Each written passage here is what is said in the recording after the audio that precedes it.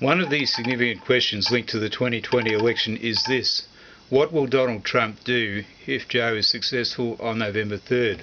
Would he try to fraudulently claim victory if, on election night, he is ahead on the votes being counted, mostly from voters who turned up at the polling stations, but then, as the tens of millions of mail-in votes were counted, they delivered victory to Joe?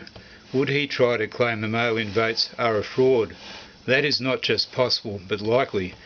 In that event, I foresee that the Vice President, members of Cabinet, the Speaker of the House, the President pro tempore of the Senate, and leading Republicans would form a delegation to go to the White House to inform him that he has lost the election. He must concede defeat, and if he doesn't, they, as a group, will do it for him.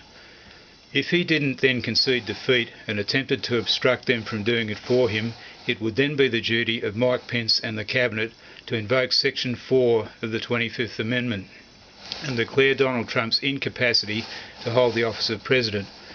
Mike Pence would then become acting President until January 20th.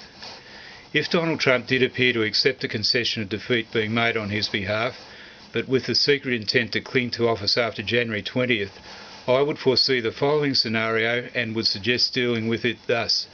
Joe would go to the White House on the morning of January 20th, following the usual practice, and to afford Donald Trump the opportunity for a dignified exit.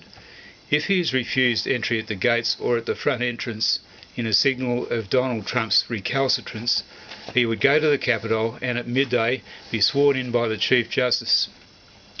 Promptly after midday, Mike Pence and the Cabinet would inform Donald Trump that as a new president has been sworn in, they are leaving office. After the inaugural address, Joe and the Chief Justice would proceed to the White House. They would be admitted by the White House staff, as it would no longer be appropriate for them to take orders from the outgoing president. Joe and the Chief Justice would be joined by the Joint Chiefs and would go into the Oval Office. The Chief Justice would inform Donald Trump that Joe, his successor, has been sworn in, and Donald Trump is now the former president. The chairman of the Joint Chiefs would inform Donald Trump that they now take their orders from President Biden. The head of the White House staff would then enter and inform Donald Trump that he is no longer able to ask for a cup of coffee without it being authorised by President Biden.